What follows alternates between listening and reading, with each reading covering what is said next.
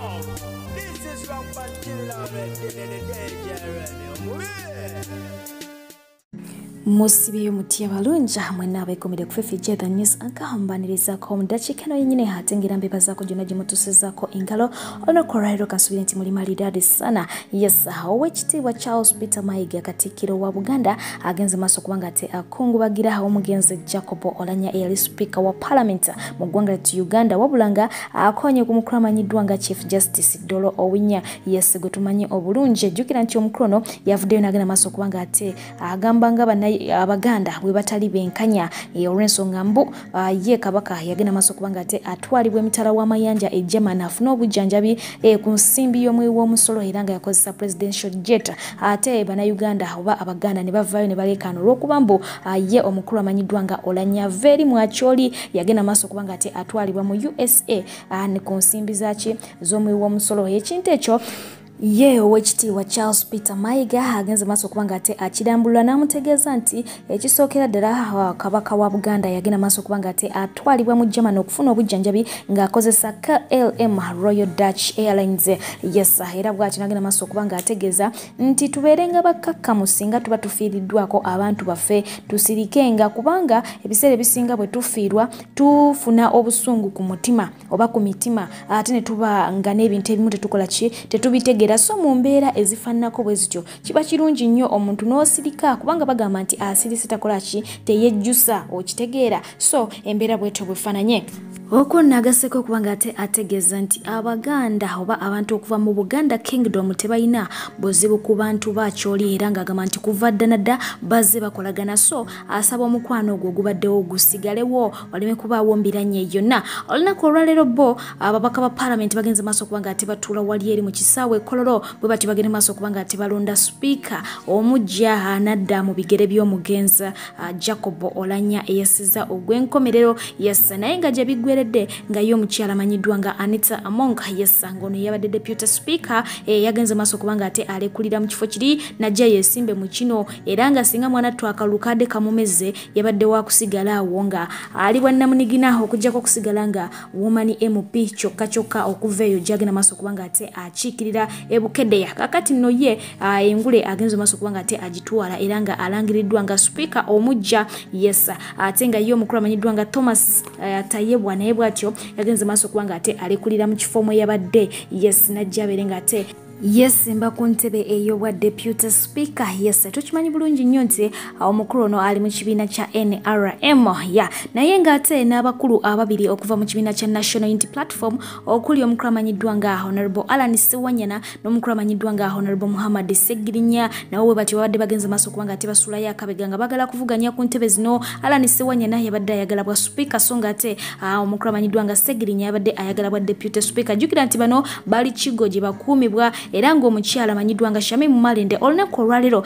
Kololo agenze maaso kubanga ate asaba omukulu amanyiddwa nga Chief Justice Dolo Owinyi okubanga ate munanga abantu abo abaleka bajje olw'ensonga nti emisango egibavunaanibwa teginnaba kubanga ate gibasinga mu bufunze kooti tennaba kubanga ate basalira musango ate nabo tebakkirizanga konti emisango bakola ki bagikola so ye abadde agamba nti bakkirizibwa okubanga bajja beetabe mu kalulu kano wabula ye omukulu amanyiddwa nga Chief Justice Owinyi agambye nti niwe batabaawo buli kimu kisobola okugenda mu maaso konagattako kubanga atategeeza nti mu ssemateeka gwalina ekyo tekikkirizibwa okitegeera oba tekirina tabbu yonna so oba weebali oba tebaliiwo it doesn't make sense bw'atyo bwagenza maaso kubanga ate akiwunzika naye nga tekinajjukirwa nti ye olooya waabwe omukulu amanyiddwa nga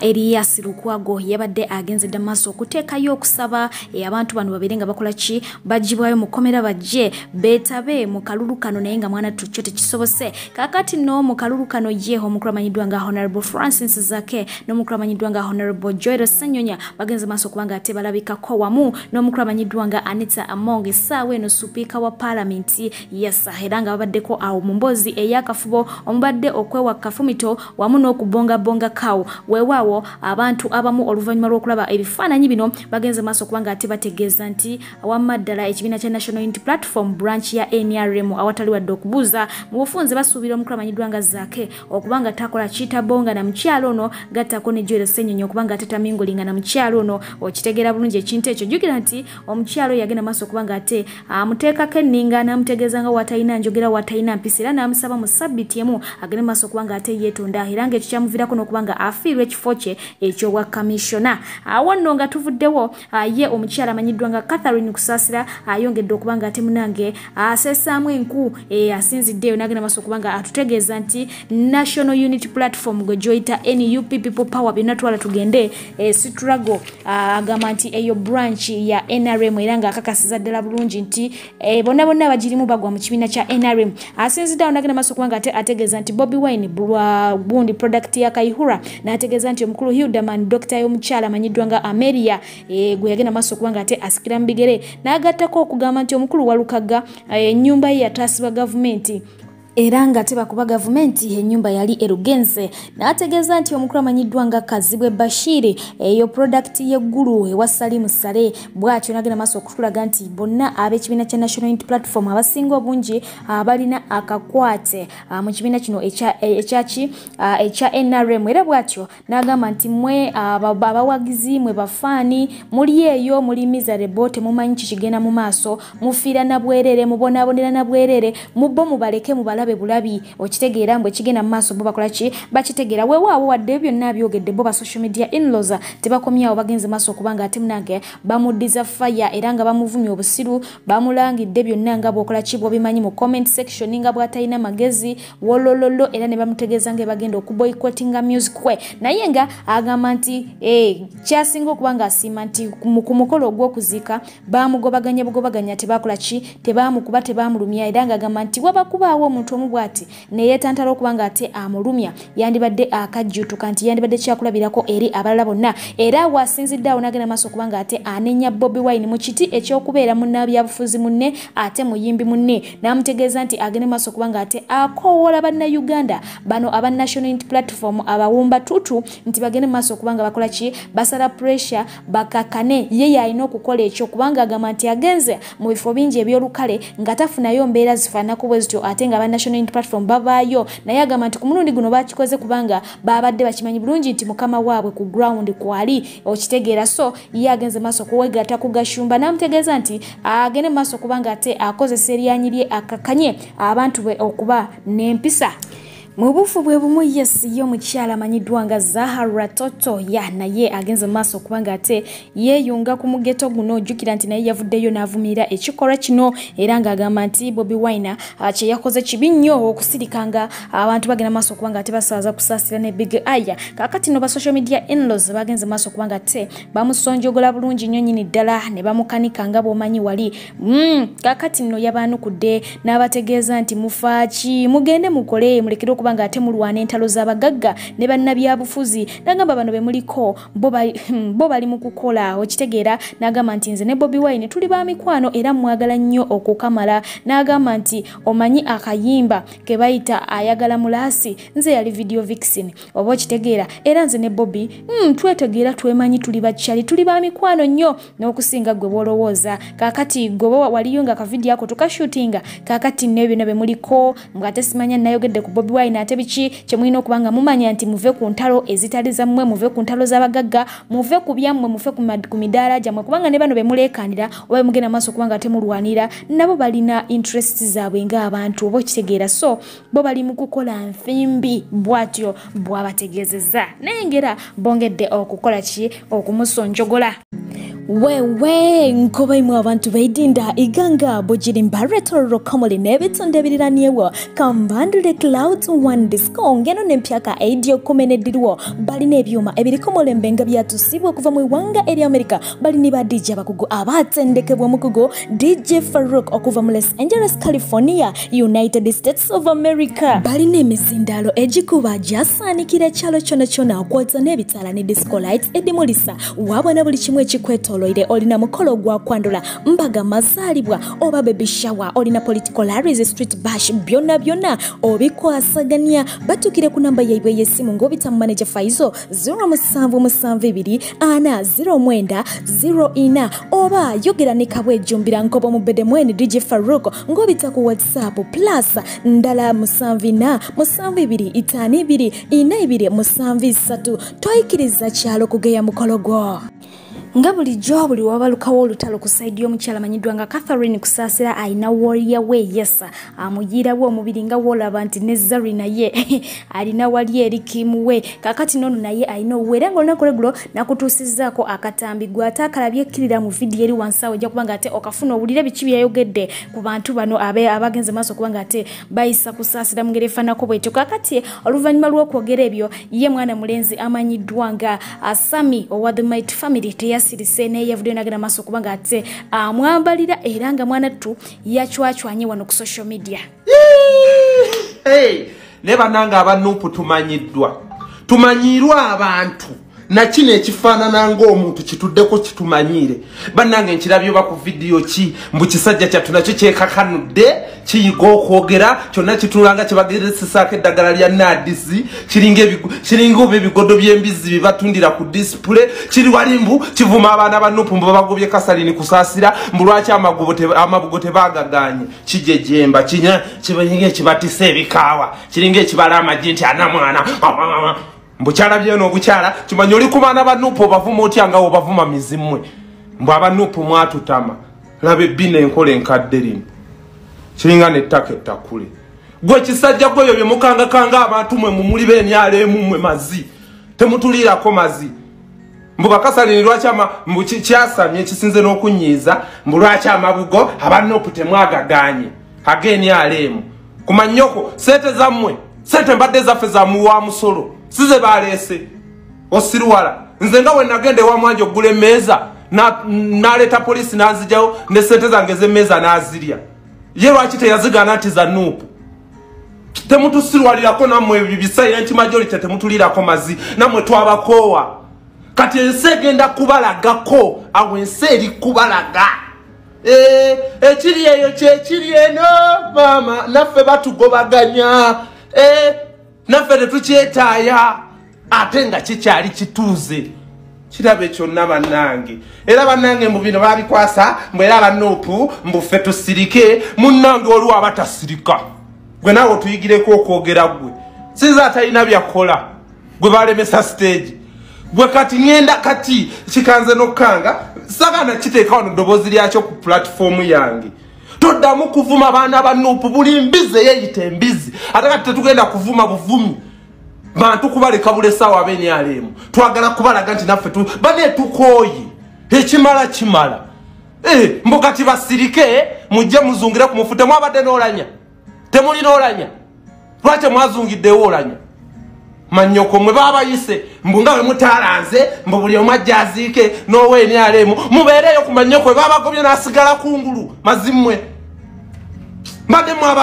mwaba supporting omutemu mu Uganda mwabatta na Uganda banyose ne babagoba temutusirwalirako kino ekyamisi kimanyi mwe kivumba katiddwe okaze kanze mogenda kwata omukazi wa nupu gwe mbira ebividiyo byammwe mwab'enalemu mwe simanyi enalemu lijimu muloza mbu byaggwa tugenda kusirika mazimwe tusirika kuki tugenda sirika kuki kirabe n'okitunulira n'omutwe ne gukuluma kyakula butaluma nga binege temutumanyira tuli bakowe ekimala Bio ebya summit ebiggwa malojja yesa wenjogera yavuddeyo nagira maaso kubanga ate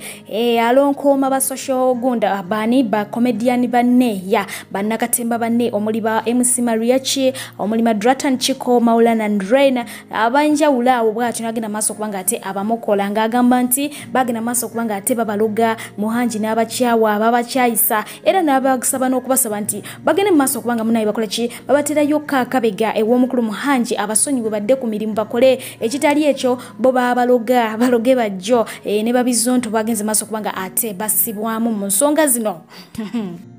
mbatulidde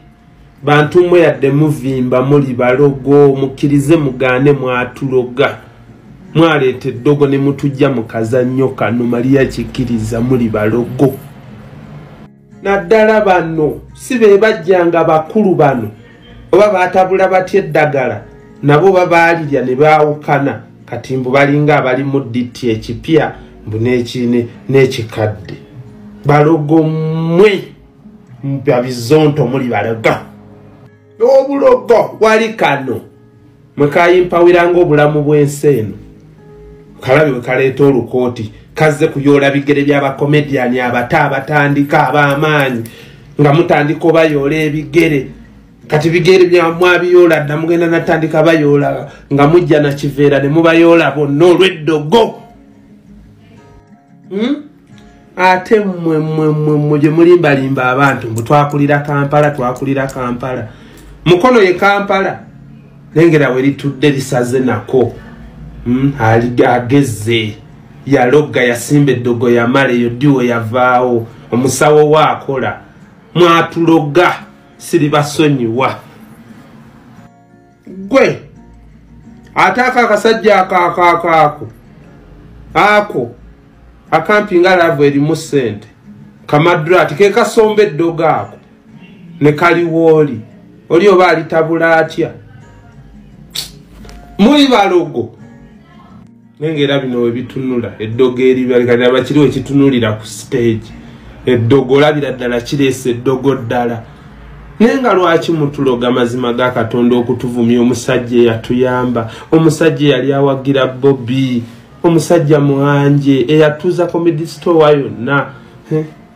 ne batufuula kyetuli ne mutuloga abaana abayina empisa ne tutandika okwasamayasama agagambo tuyingiridde bizinesi y'omusajja n'anyiga we muba temwatuloga lwaki temutuulanga bakomediani ne mwegayirira omusajja ne mugamba biri byali bya bufuzi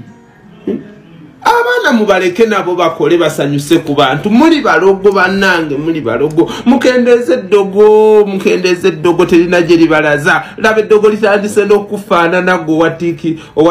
gundi owa TikTok ani owa Talkers laba bano mbubo tebakyalina na pulesa mbu n'olumu munange tebazanya comedy mbu bayimba buyimbi balina n'oluyimba olupya mbu coming soon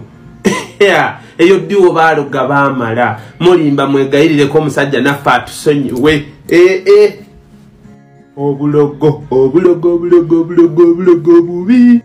kakati no waliwo account eyajjidde mu mannya ag'omulenzi oba mutabani amanyiddwa nga Solomon Kampala mutabani wa Bobi Wine n'omukyala amanyiddwa nga Barbie Kyagulanyi Itungo era ng'omukulu oyo yasinzidde eyo mu account ye yeri fake nakola tweet egamba nti oluvannyuma lwa tata wange okubanga ate ambuulirira yantegeezezza nti munange teweeraliikirira ku ki balala kibalowooza wabula olina okubanga ate olonda okuyiga okubeera omukakkamu n'okubeera nga ate osonyiwa kakati awo n'amaliriza wansi awo ng'abuuza ekibuuzo nti kakati mwenga mwe abampuliriza mumpa magezi ki nze okusobola okubeera successful mu bulamu kakati yo omukyala amanyiddwa nga Barbie Itungo olwagudde ku tweet eno yagenze maaso kubanga ate agitambuza n'abategeeza nti yeri fake okitegeera Solomon Kampala bw'aliba afunye Twitter account ba Twitter handle nja kubanga ate mbategeeza mbagambe nti yino nga bulijjo bwenzize nga nkikola bwe yafuna Facebook nabagamba kakati nno ebyo mugende maaso kubanga ate mubiyigino waringa kubanga biri fake si bibye kakati okonengatako kubanga mbategeeza nti obuzibu bw'omuntu ono yerabidde nti Solomon Kampala mwana ali mu ssomero lya Kisulo ate ku masomero ago tebakkiriza masimu kakati omwana wange aba yatweetinze ddi okitegeera so talina access ku social media ate n'ekirala tamanyi kuwandiika luzungwa ye bw'ati bwe yategeezezza naye nga mu byonna account eri fake gwe kyolina okuba nga ate omanya ye omukyala amanyiddwa nga Kirima Deborah wamu ne bba amanyiddwa nga Weriba Fosa yes Andrew Mudega bagenda maaso kubanga ate baagaliza muwala waabwe amanyiddwa nga Nambubi Priscilla amazaalibwa malungi birthday ya Priscilla yayitako munange naye nga nsobodde okubanga ate njituukiriza olunaku olwaleero kyendowooza it's not yet too late happy birthday omulungi munange mami ne dadi bakwagala ebitenkanika ngenda kubanga ate mbasiibulira wana abalungi abaagalwa nsabe Mungu atakumira mpera abankumire lubeerera mbaagala nnyo mubeere bulungi mweraba